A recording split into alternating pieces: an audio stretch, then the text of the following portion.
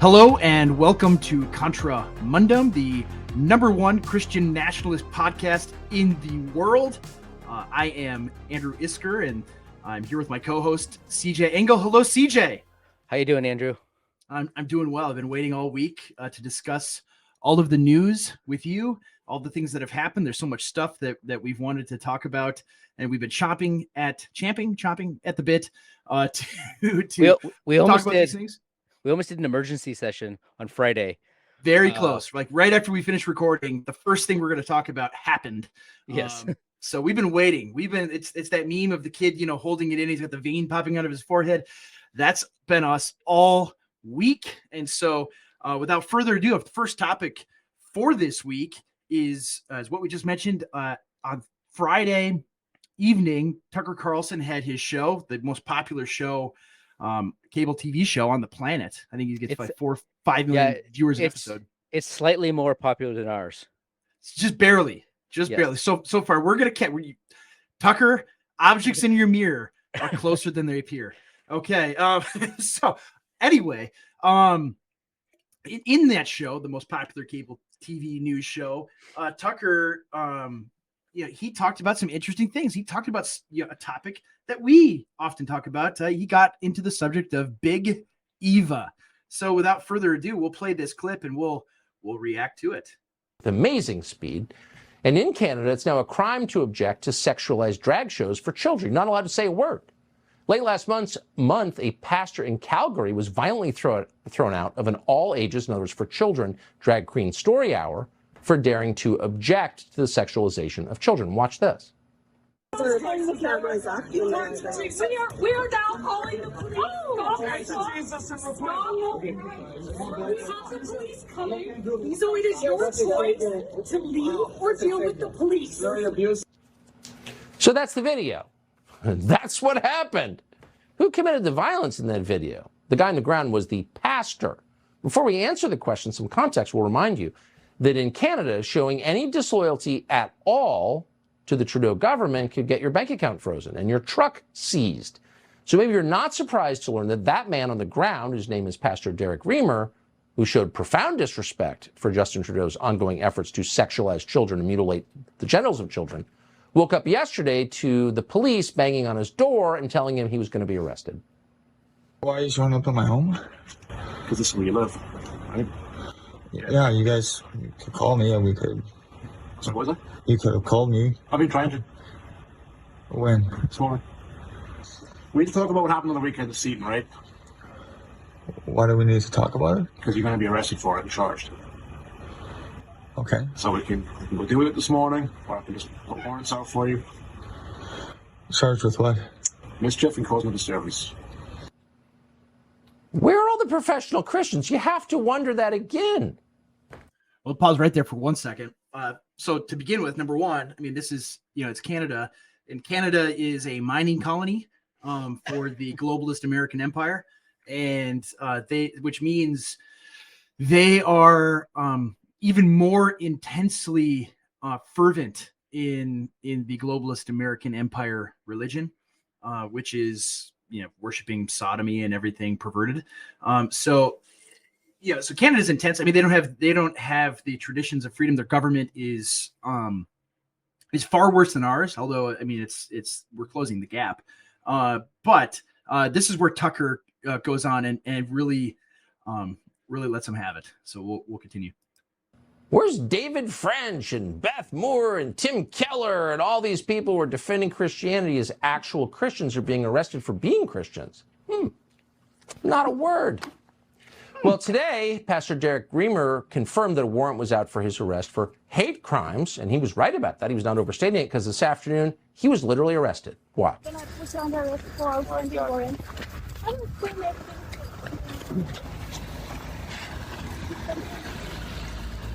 Please have me in custody. Is there a reason you're blocking me from using the sidewalk? Obstruction, they're working here. I'm not going to obstruct them.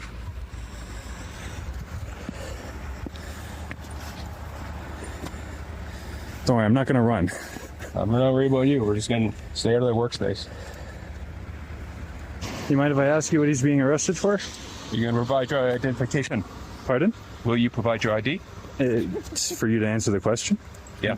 Okay. Why is he being arrested? Yes, warrants. What a goon. Warrants out for his arrest? Look at these people. Like, this is sick.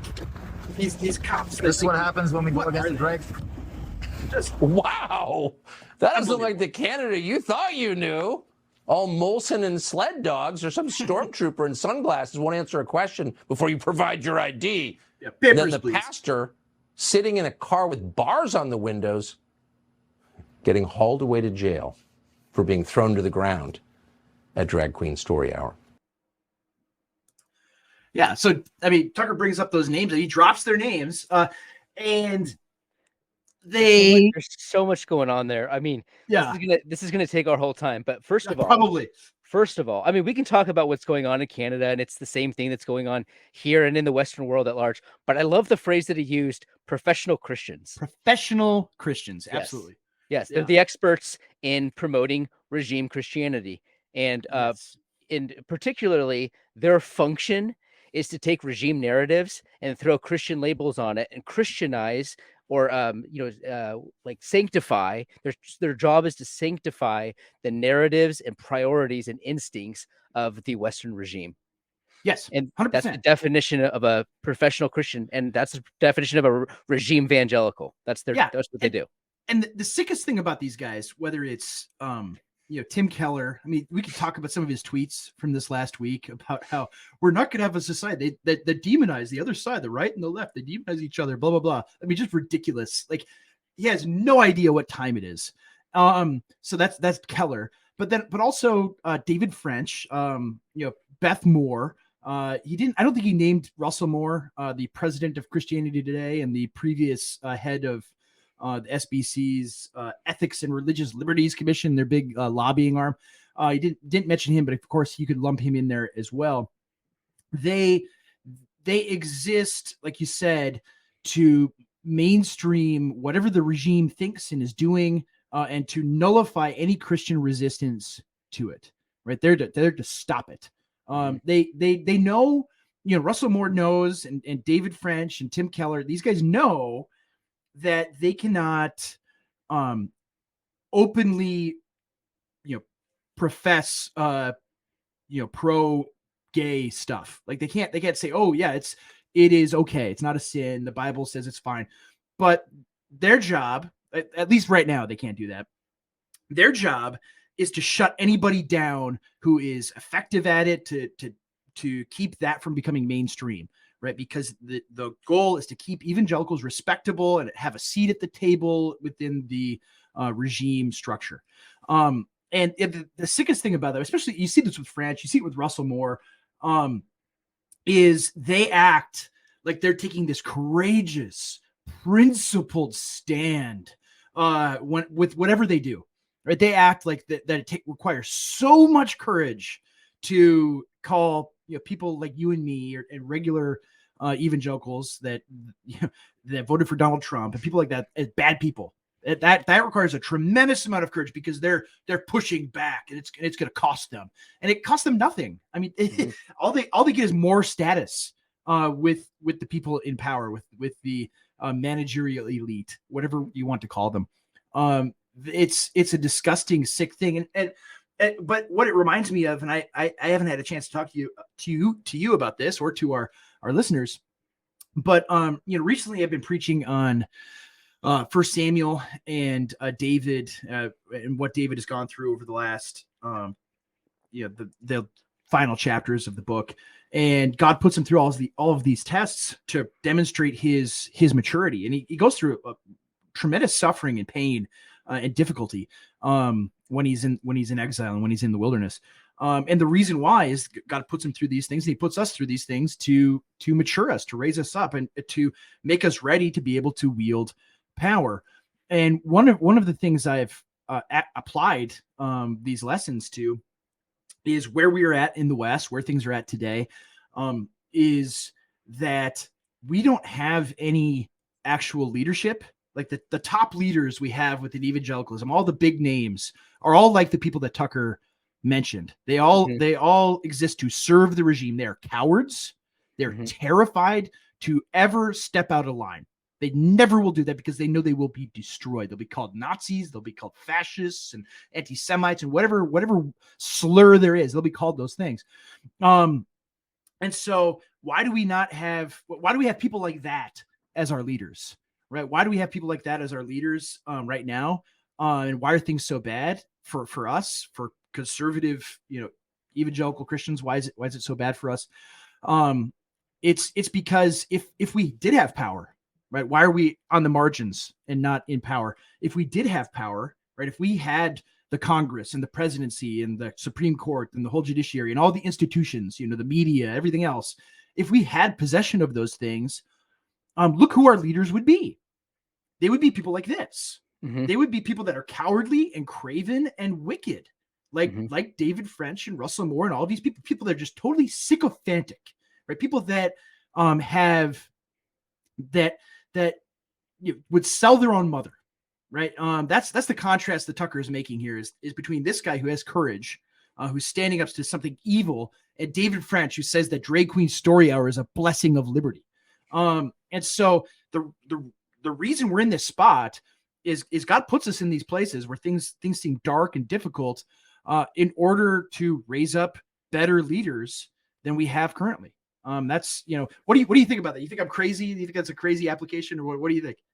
No, I think you're right. I think the scales are falling off people's eyes. I mean, people are recognizing that this phenomenon is in their neighborhoods. It's at their library. Yeah. It's, we're watching videos from Canada, but everybody knows it's coming here. Everybody knows that they're the next target audience of this type of thing. And whoever steps up and does something about it is not only going to be smeared by the regime, but it's also going to be smeared by the evangelical leadership, right? Yes. And so when people recognize those two things at once, A, that the regime is against them, and B, that the evangelical leadership is also in support of the regime's efforts, then they recognize that there needs to be a leadership change. And so you're right. I think that people are having the scales fall off their eyes, and they're recognizing not only that the regime is their enemy, but that the evangelical elite in this country and in the Western world as a whole have completely capitulated in almost every way to the left's agenda. Yeah. Yeah. I mean, and you see this, my friend Michael Foster a while ago talked about this over the last year or so, that there's this after the events of 2020, there's this great reshuffling and resorting of the evangelical church and really all of Christendom, not just evangelicalism, but really, I mean, you see it in every right. Yeah. every part of it. And it's become very, very clear that there is a group that believes the Bible, that believes in objective reality, that believes in truth, and then there is a group that is totally beholden to the current cultural revolution and the ruling elite, and desperate to curry favor with that.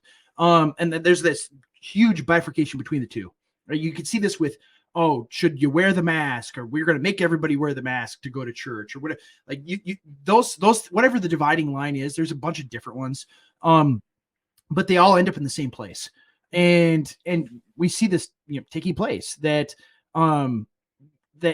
even I've seen recently in the last couple of weeks, like there was Rick Warren's church got kicked out of the Southern Baptist Convention, which technically is not a denomination, but effectively it is.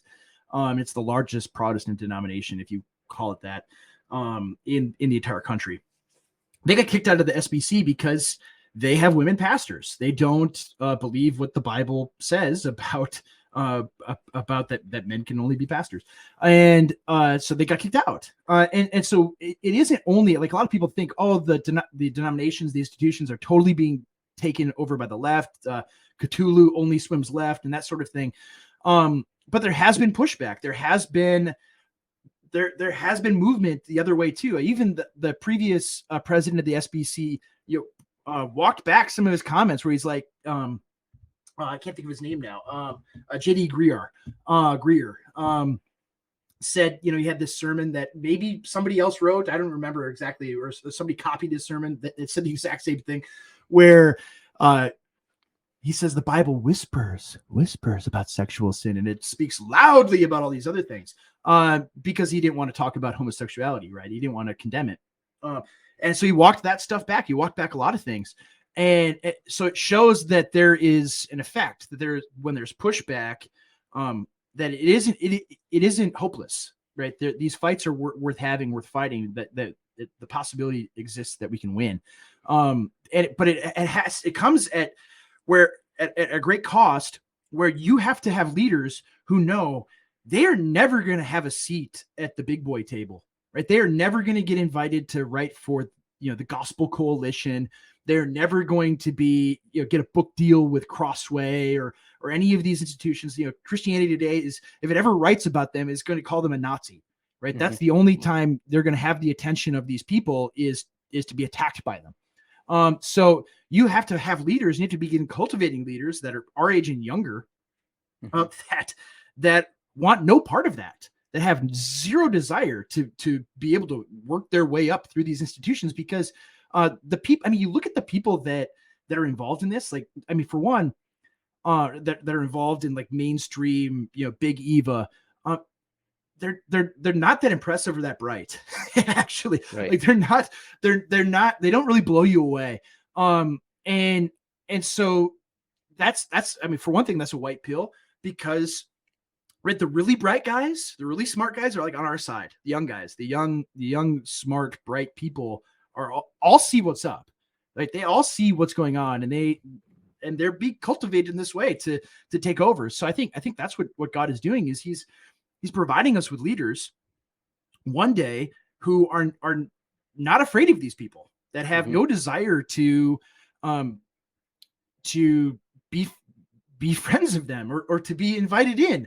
They don't want that at all, which is great, which is fantastic. And that's, I think for the future, that's what's going to happen. I wrote about this recently, because there was someone had some criticism of Christian nationalism in general, where it just said well, look at the way the church is right now. It wasn't a Christian, I don't think. But it was some right-wing Twitter guy probably said, well, look at how the church is. It's completely overtaken by leftism. You look at the names that Tucker just read, Russell Moore and Tim Keller and David French and Beth Moore. These are liberals. These are lefties. These are left. They call themselves conservative, whatever. Everybody knows what they are. And in that sense, they're right. The leaders that we have, in mainstream evangelicalism, in Roman Catholicism, in Lutheranism, in they are, they're really bad. I don't know if you've seen the controversy in the LCMS right now, that they pushed this catechism out that had all sorts of, it basically said the J.D. Greer quote about pedophilia, where it's there's other things that are worse or whatever. It's they soft pedaled pedophilia and it pushed, race baiting kind of stuff too. And they pulled it. And then when guys, Twitter anon started attacking it, they pulled it after that. And then they just said, those guys are all Nazis and alt-right, evil, racist people. None of their points are valid, even though the objectively there were major problems.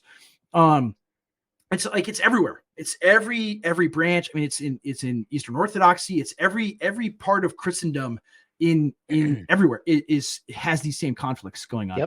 Yep. And so what God is doing is raising up leaders, a younger generation of leaders to fight. And that's part of it. Is there has to be reformation within the church. There has to be reordering and resorting. And reordering, I think, is the most important word, because there is a lack of order. It's incredibly disordered.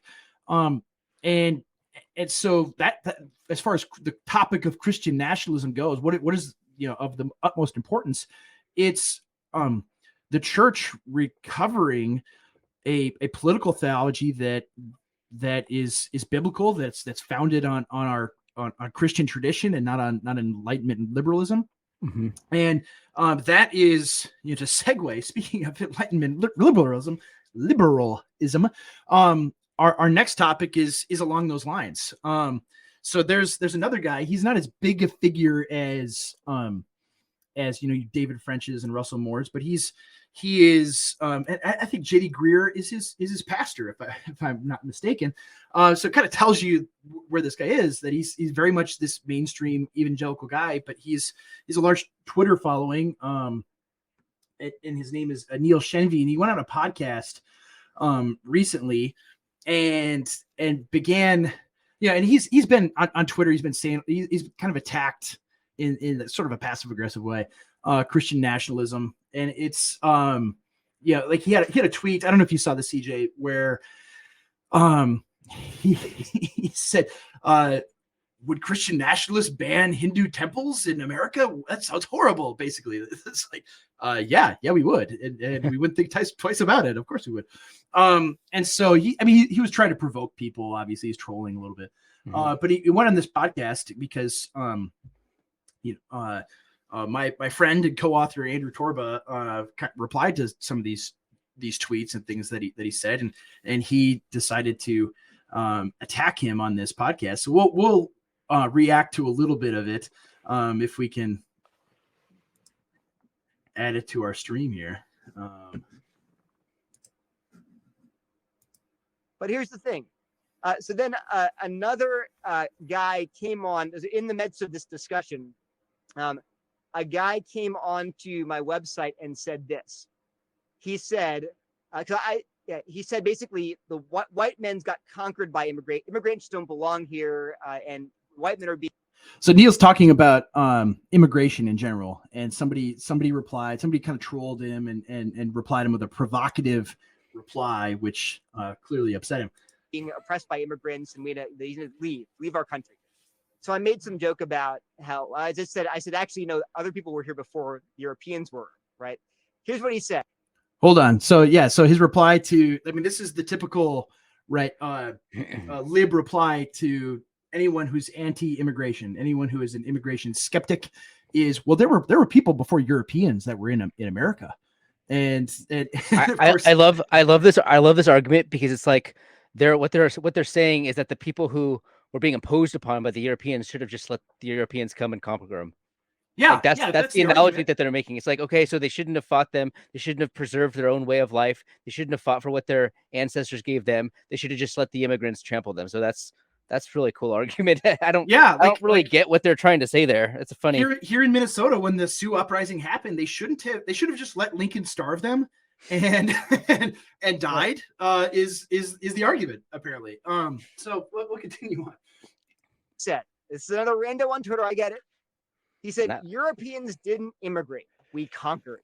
We put the native demon worshippers to the sword and took the land for Christ. The Lord took most of the rest by plague. But since the invasion began in the 1960s, that's the immigrant invasion, the life of the white man has gotten immensely worse, and you know it. Okay, now, again, rando on Twitter. I'm not saying he's speaking for anybody. He self-identifies as a Christian fascist. He's not a Christian nationalist even. But here's the thing. After that tweet, I posted the tweet and was like, this is crazy stuff. The Twitter account of Gab CEO Andrew Torba responded to that vile tweet. Go off, King. Now, Torba recently wrote a book entitled.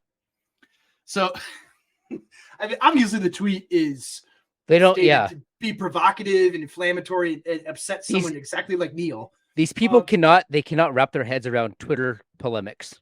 It's just funny. I know. Like, man, you're getting trolled. And that's the point. Like, they're trying to upset you. They're not trying to have a civil, polite discussion among collegiately, being collegial with each other. No, like he's trying to make you mad. Right? He's trying to make you mad. But anyway, setting that aside, right? Setting aside the fact that the tweet was intentionally provocative, right? The facts in it, right? The factual content of the tweet was just that. It was factual. Like this is literally what happened in history. The Europeans came and they conquered the Native Americans, right? That's what happened, and the rest died in plague. Now, if you want to attribute that to God killing them or not, to divine will, if you're a Calvinist like me, you would say that is exactly what happened. And so so far true. And the second part, right? The immigration since the 1960s. I mean, yeah, the guy puts it in these racial terms to try to be provocative, but have things gotten worse for heritage Americans, for the people that had been here for 3, 4, 5, 6, 7 generations by the 1960s? Yes, that's demonstrably true. Like everybody, the median wages for the white working class have declined since the 70s. And immigration is a part of that. That's incontrovertible. Like you can't not understand this. And it upsets them because it's put in these racial terms because you use a white man. This guy, it says he's a fascist or something. Like, okay, yeah, that's it's a bad guy, whatever. Okay. But like the actual argument that is being put forward, like the factual content is true. Even if it's stated in a provocative way, in a way to upset you, it's true that this is what has happened to the country, and it's an argument against immigration, that it made life worse for most of the people who are already here. Any other country, like, and this is what I always go to, is any other country, if life got worse for your people as a result of mass migration into your country would stop it if your rulers cared about your people.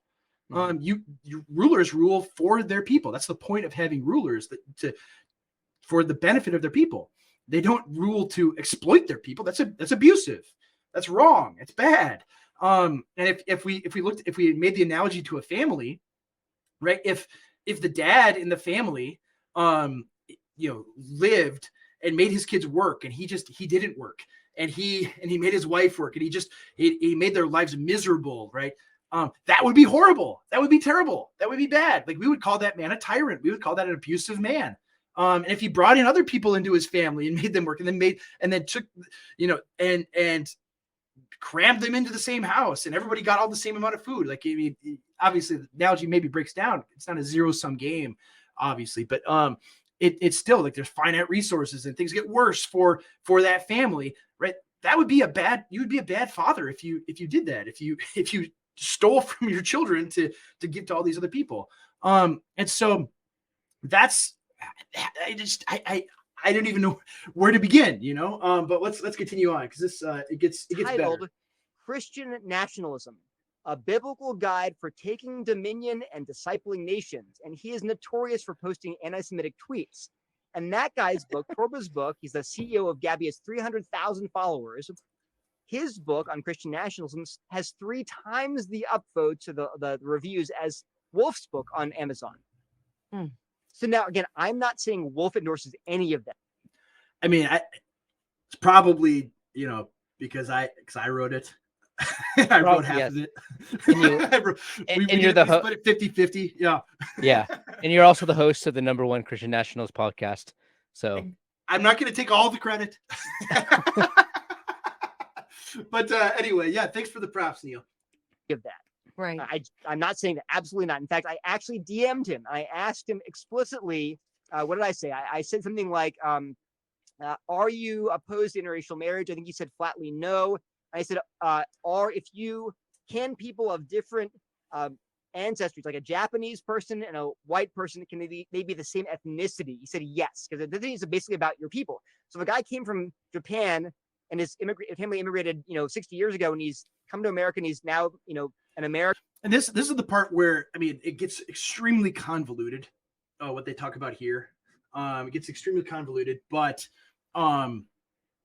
it's important, because it gets into the question, some of the stuff we've talked about, several times, about what is a nation, right? Forget what is a woman, what is a nation. Here they're saying and even just the Greek word ethne. What does ethne mean? It means nation. It means people of common descent, of like blood descent. Like you maybe you don't like that kind of terminology, you don't like that language, but that's like literally what the word means. That's what it's always meant throughout history. So they're playing some word games with the even the concept of ethnicity and ethne. So here we go. American. He's an American. That's his ethnicity. So he's saying that, yeah, ethnicity in Wolf's mind is not race. It's not. Ethnicity means basically, I mean, it's hard to say, but it's definitely affirming that he's not saying interethnic marriage is wrong. He's not saying, when he talks about ethnicity, He's not saying Japanese Americans and white Americans are different ethnicities. He's saying you can both be the American ethnicity or something like that. Okay. I'm just saying this. There are plenty of self-identified Christian nationalists who are straight up racist. Okay, I'm not accusing you just because you happen to identify as a Christian nationalist. I'm not saying you're a racist. I'm just saying it's a problem within this big tent movement that you need to be aware of. That's all I'm saying. And that is very consistent with what I have seen as well.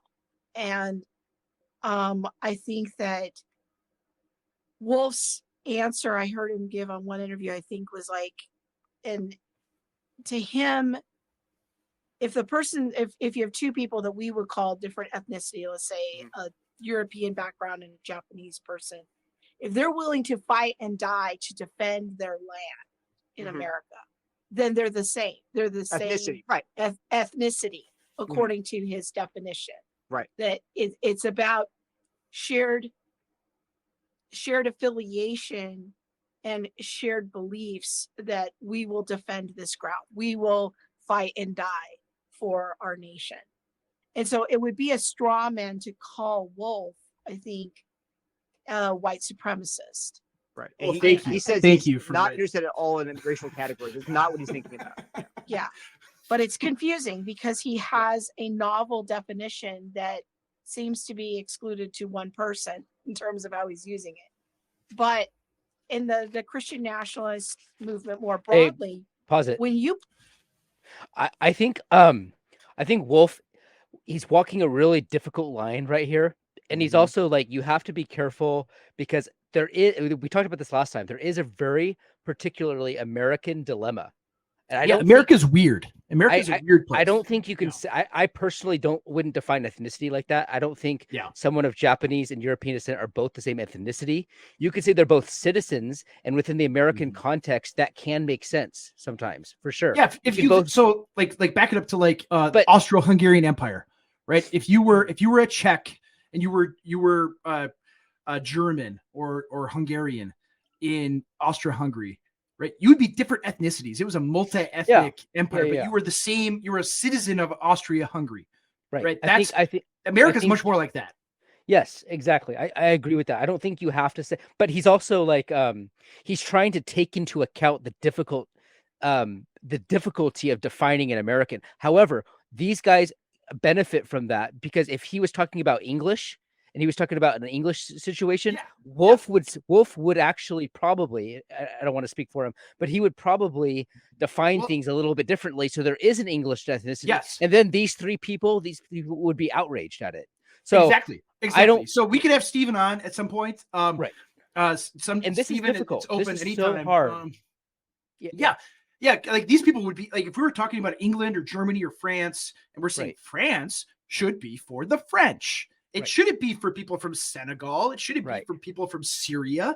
It should be only Frenchmen in our country. Or if you're German or English, right? And that's they actually would be losing their minds if you said that. And that's actually the problem with Western Europe is it's become Americanized. Yeah. It doesn't work over there. It's a conquered, it's a conquered land. And it has been since the middle of the 20th century. It was conquered by the Soviets and by the Americans. Exactly. And the eastern half was subjugated and Sovietized, and it still is. Like you could look and see where the Berlin, the Eastern Bloc was, Berlin Wall, or the Iron Curtain was up. Like all of they still live in light of being under the thumb of the Soviets. Like atheism was enforced there. I mean, the cultural changes were real. And the same thing has happened west of the East. We just like were propagandized into believing that like, oh, we were the good guys and it was just freedom that they got and everything. It's like, no, you actually got this globalized way of life where human beings are reducible to individuals, that nations do not matter, families do not matter. You're under the global Babelic Saddamic empire, and that's really what it is.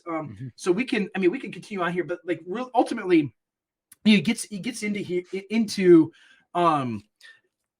the fact that what these three people understand is rooted in liberalism, right? They're liberals. And they believe that they believe that is the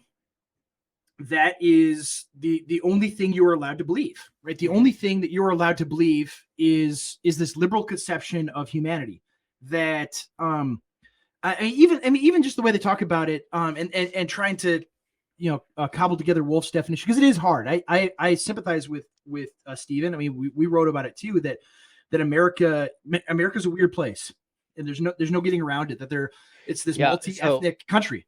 So I think it is, but at the same time, I think people they'll extrapolate from that fact and they'll say there actually is no cultural boundaries. See, that's a mistake. It's a mistake to say that because there's no ingrained ethnic aspect to America, unlike Germany or France or England or anywhere else like that. Because of that, we cannot draw the boundaries anywhere, and I think that's completely inappropriate. I think it is a European sourced and rooted, specifically British nation. So Anglo. It's an Anglo-Protestant country. That's how Wolf puts it, and I think it's a perfect way to put it. It really is. And so these guys, they can say that Wolf's okay because of the way that he dealt with that dilemma. But at the same time, I also think that Wolf would be critical of mass immigration indiscriminately from the third world. So he is in the book. Yeah. So I don't think they're as happy with as Wolf's position as they come off in that clip. Yeah, and in the clip, I mean, of course, Neil wants to say, "Oh, this racism is a huge problem within Christian nationalism," and it's like, well, yeah, on Twitter, on the right, you have guys that say stuff that is provocative, that tries to get you going. That's the way it's been for years, right? That guys will say inflammatory things because they want to upset you. That's true. I agree with that, but at the same time, like any mild liberal thing from like 30 years ago would be extreme right-wing Nazism to these guys. So it's exactly. It's like, what is your definition of racism anyway? Right, like exactly. If you oppose the Civil Rights Act, you're a racist. Yeah. So it's like, it doesn't really mean anything to me. It's not a serious criticism. Yeah. If you oppose mass migration from the third world, you are ipso facto a racist. So it's like, right. I don't really care what you call racism. I mean, it's the Donald Trump clip of when Ilhan Omar thinks you're a racist. Who cares? You're like, that needs to be your, right. That needs to be your automatic response to being accused of being a racist. And the reason, like, I mean, anybody who instantly like makes that accusation, I am immediately skeptical of, because it's just you're shutting your brain off. You're not willing to, like, even with that tweet, right? That's like the big scary thing that he brings up, right? Because it's stated in this inflammatory way, but it's like, this is factually true. Like, you just shut your brain off because he mentioned white people in like a positive light, and so like that now we can't talk about that. Now it's vile. It's vile. And so, because people don't want to have these discussions. I mean, it goes back to the previous segment. The elites, the elite evangelicals, they that set the conversation and the parameters of what you're allowed to talk about. They don't want you to talk about these things in a fact-based, rational way. You're not allowed to talk about this stuff. You're not allowed to talk about immigration or a nation as a nation. You're not allowed to discuss these things. They say this is racist and they shut down the conversation. Right? No conversation allowed. And so that's a big part of the stuff that has to change is the younger people, the young men. I mean, I get so many messages all week. Like it could be a full-time job for me, like talking to and emailing and talking on the phone with really bright young men. And they will message me and they'll ask questions about this kind of stuff because, and I'm like, well, how come you don't talk to your pastor about this? And they're like, because my pastor will think I'm an evil, wicked, horrible sinner if I am skeptical of mass migration from the third world, or if I've noticed that white people are hated in the media and in academia and everywhere else. Like, so you're the only person that I could talk to. Like, otherwise, like everything I believe, I'm a Christian. I believe every part. Not otherwise. I shouldn't say that, but from their perspective. Like otherwise you're perfectly, Christian guy. Like you walk the Christian walk, but you believe these things, which are very bad. That's how you get treated if you think this stuff. And so there's so many guys, like the movie review I made basically said there's so many, right-wing guys online that pastors don't want to touch, right? They don't want to, and their young men are terrified to be honest with them about the things that they're seeing and reading online, because like the great thing about online, even with how censored it is there's so much samizdat, right? There's so much forbidden information, forbidden truths that you can read about, that you can hear in podcasts. Like they haven't been able to clamp down and shut it all down. And these young guys are getting access to this information. I think the Twitter account Mystery Grove talks about this all the time. That everyone is born into this left-wing culture. Like, I mean, it's just left-wing culture dominates everything. We think that there's a right and a left, like Tim Keller would talk about. But no, there isn't. It's 100% left-wing. Everything on there is left-wing. Like the most right-wing thing you think is right-wing in TV and movies and everything else is still pretty left-wing, pretty far left. Like what Jeremy's chocolates. Have you seen that? Yeah, he's chocolate or whatever it was, Yeah, the like Daily Wire is left wing, man. Like that's so stupid. Like that is like I almost like the tweet that like look at our right wing dog. Like this is it. Like this is absolutely a type of product that would have been put out in the 1990s under like some George Soros, endeavor. Like this is so so stupid. It's so ridiculous. I hate it. And like seriously, that's our opposition. Like exactly. Well, it's like it's choose controlled opposition. Are you right or left? Do you believe that you can have nuts in your chocolate? Like that's usually that's like the great battle. That's the political spectrum. Such a joke. I'm gonna drink I'm in California, so I'm gonna drink my kombucha real quick. Yes. Yeah, go ahead. This is the official drink of Christian nationalism, kombucha. No. No, not quite. So yeah, that's the big problem is that, I mean, you were just steeped in it from birth. Like you don't know any different. It's like it's being born into a foreign country. And so if you have any exposure to anything right wing, right, which means like how people thought 50 years ago about any topic, how your great grandparents thought about things, and just they breathed and the food they ate, what they did, like any of that, any exposure to that way of life is going to be treated like you are a Nazi, like you are the worst, most horrible thing that has ever set foot on earth.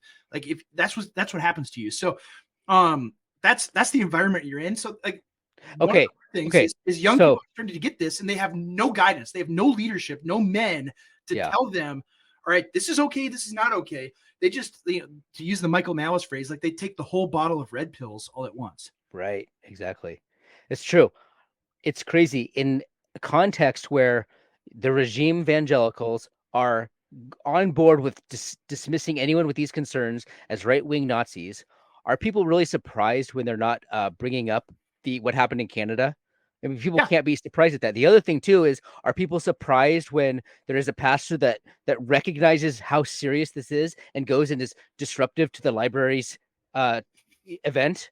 Of course he's going to do that, because nobody else is stepping up. And the first thing that they're going to do is just stay silent when someone does something. You're not allowed to do anything. You're not allowed to act. You're not allowed to have this opinion you have to maintain a liberal demeanor. That's what they expect of you. And that's the failure of the regime evangelicals in America. Yes. Yeah. And to be nice and to be respectable and to treat them like equals. I mean, just look at how Tim Keller talks about the conflict between the right and left and demonizing the other side. It's like they are chopping the genitals off of children. Right? That's what they are doing. They're doing the most wicked. I mean, they're murdering 1 million babies a year, and you're just like, well, we don't want to demonize these people. We really want to be nice to them, because if we're nice, they might become Christians. And like that's the stupidest thing in the world. I mean, for me, like me in particular,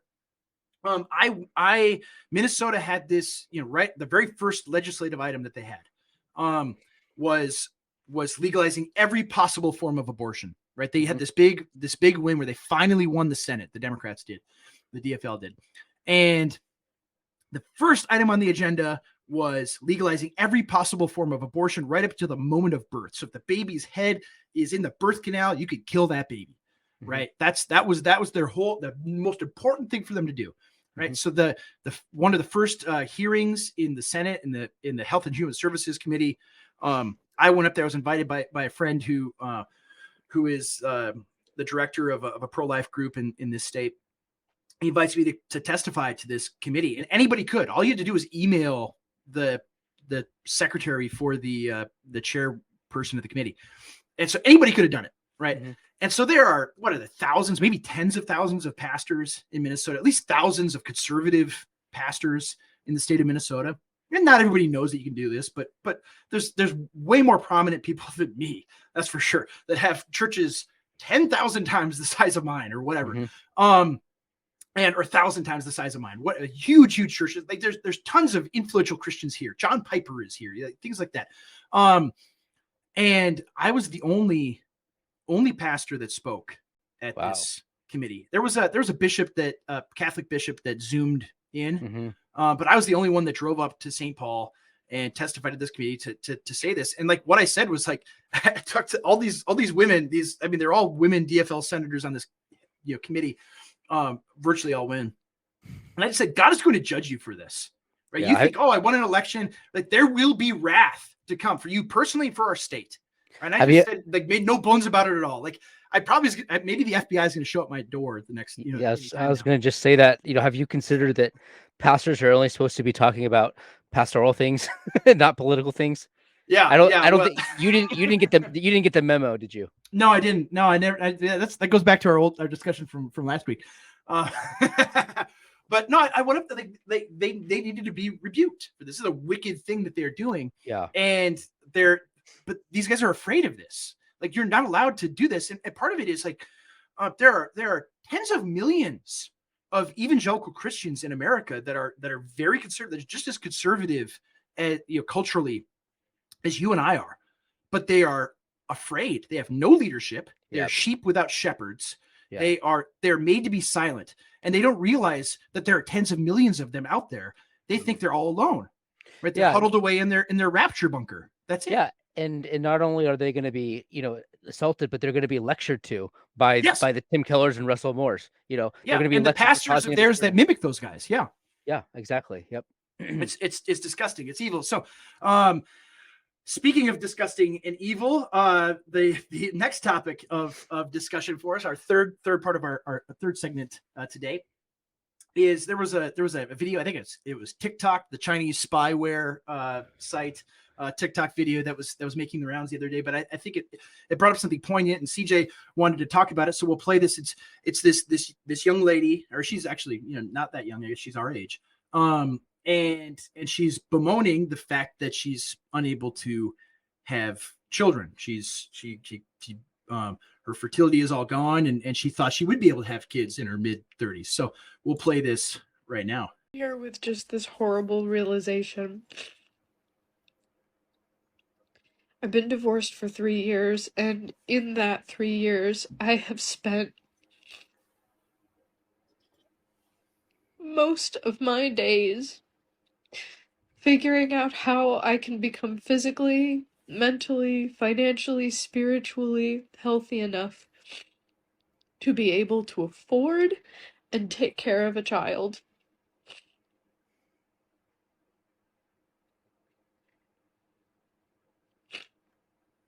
And not only have I taken that time, but I've done the math, and it does not work out. I am not young enough, or fertile enough, or financially stable enough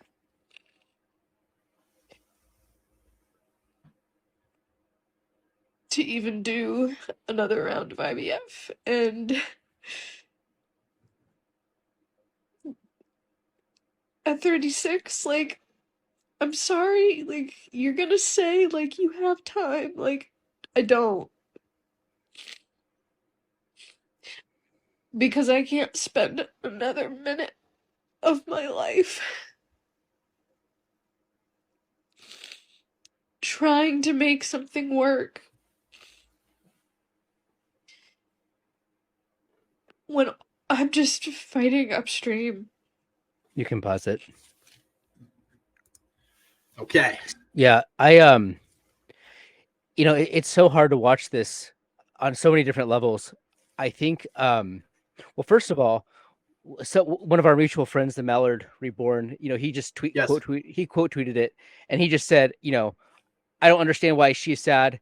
Can't Jesus be her rescuer and fulfillment? Obviously, he's being sarcastic, right? And he's subtweeting. He was subtweeting that Rachel Yeah, Hollander was attacking John MacArthur for saying that kind of right. that. So his point was that, like, there's more going on in terms of like socio-political dynamics than just these individual minute relationship with Jesus scenarios. Yes. What we're facing right now is significantly a crisis of liberal modernity.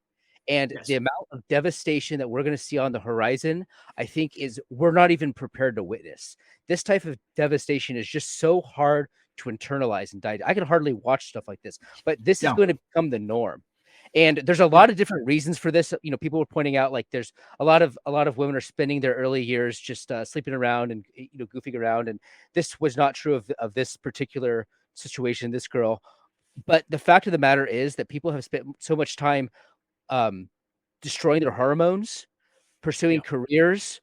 They have no idea of their own function and their own role within the social hierarchy. Those things are seen as patriarchal, and those things are seen as backwards and too traditional.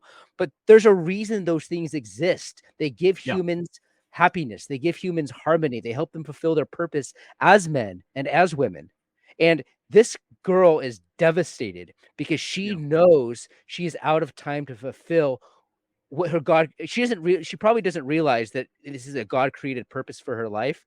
But when you reject the natural law, when you reject the natural order, the created order, real human devastation is quickly on the horizon. And the number of cases like this are going to become just overwhelming to witness over the next few decades. I'm not even prepared to. I can hardly watch that. Like, I mean, you and I are both married. We both have kids, and it's really hard. It is so difficult to raise a family, but people don't realize that gives us so much meaning. I am so grateful that I had the opportunity to struggle in this way. And if you avoid the struggle, if you pursue your own individual desires and reject the natural order, you're going to have a very devastating realization once all the fulfillment, all the titillation, all the temporary satisfaction disappears. You're going to face a wall of despair. And I just feel so bad for people like this because it is coming.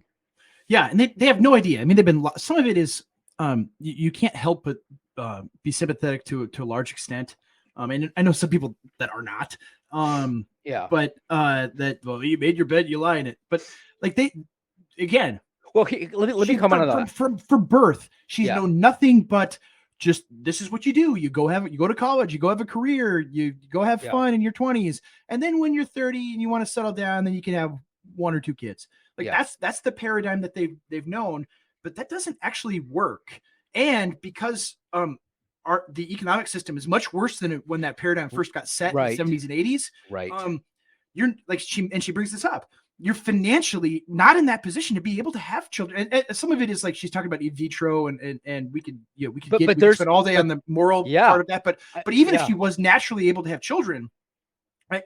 The financially, it's very, very difficult for people to be in a position, especially if you don't understand, you don't actually need that much money to have children, but this mental block that people have. My brother and I were joking, we're like, the elites don't want you to know this, but kids are free. They're free. It's very easy, actually. But yeah, exactly. But you're born into this world where you know nothing else. Every influence you've ever had in your entire life has told you the same thing. Everybody else believes all the same thing. And it's contrary to nature.